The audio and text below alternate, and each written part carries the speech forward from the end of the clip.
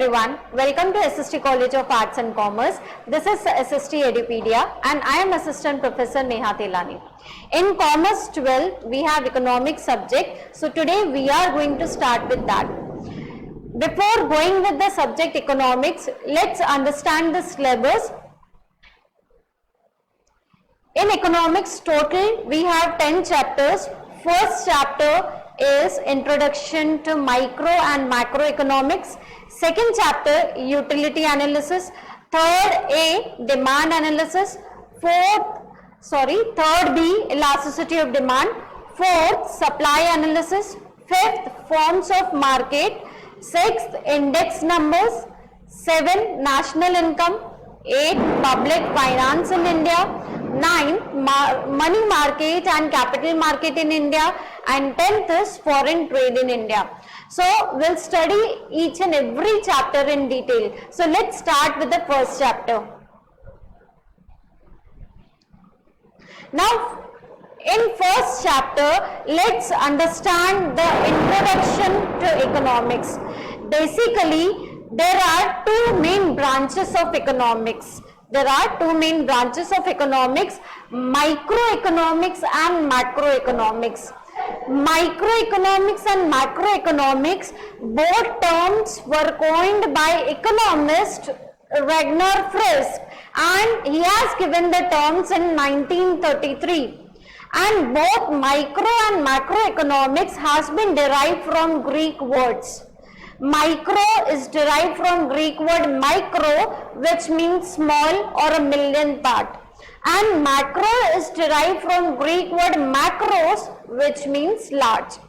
When we study at a small level or when we study at an individual level, that will be considered in microeconomics, and when we study at a larger level or aggregates, that is what macroeconomics is.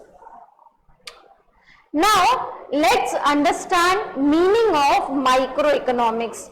As we already discussed or we have already seen in slide 1, micro means small part of a thing.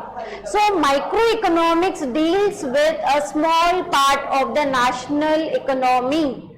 It studies the economic behavior, it studies the behavior of individual units, such as study of individual consumer, individual producer or a firm or price of a particular commodity.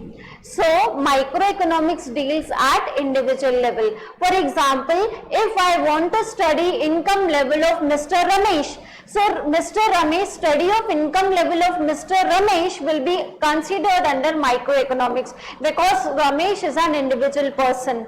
If I want to study about a particular tree, so a particular or an individual tree comes under microeconomics because I am talking about individual or one part of entire forest. So this is what meaning of microeconomics is. Now let's understand different features of microeconomics.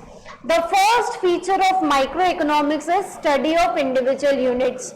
Microeconomics study the behavior of small individual economic units like individual firm, individual prices, individual households, etc. Suppose again, if I want to take an example, or if we take an example to study an household of individual person, so individual person, that will come under microeconomics. Now next feature is price theory. Price theory, microeconomics deals with determination of prices of goods.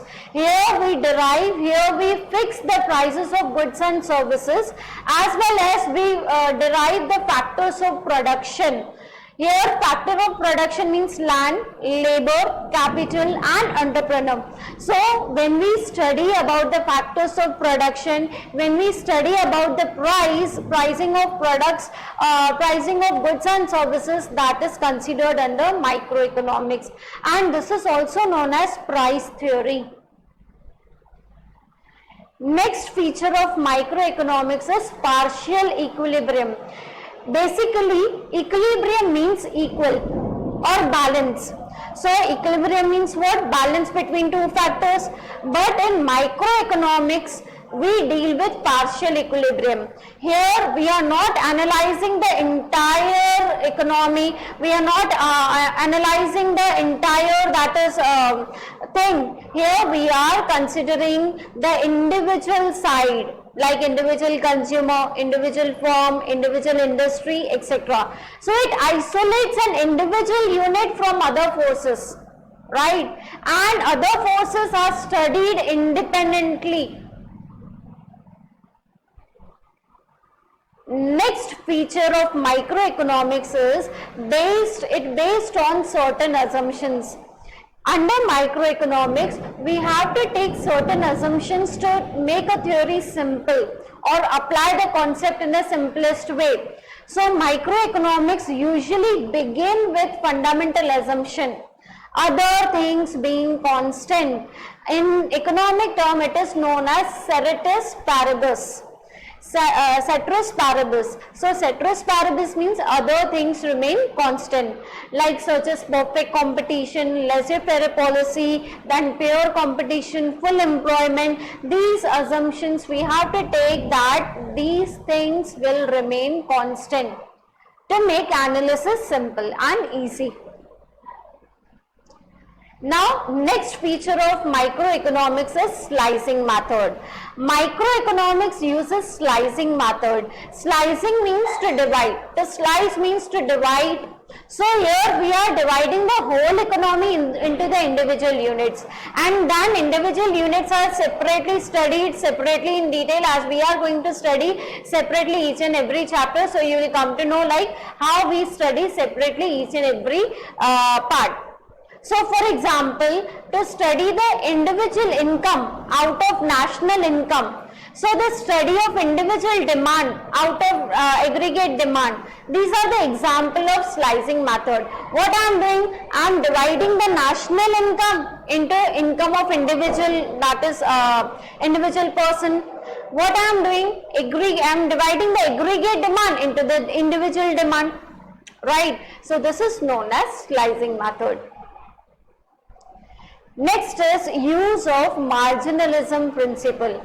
The concept of marginalism is the key tool of microeconomic analysis. Margin means a change brought in total by additional unit. Suppose I have 6 unit and if I am introducing the 7th unit, so what change the 7th unit has done by introducing? So this is what microeconomics, the usage of marginalism principle. Next is analysis of market structure. Microeconomic analysis different market structures such as perfect competition, monopoly, monopolistic competition, oligopoly, etc. So here we do analysis of each and every market, like how we can enter into a particular market, what are the features, and how we can exit from a particular market, each and everything. And here we have separate chapter also, like forms of market, that we have already discussed in the index. Next is limited scope. Microeconomics is limited to only individual units.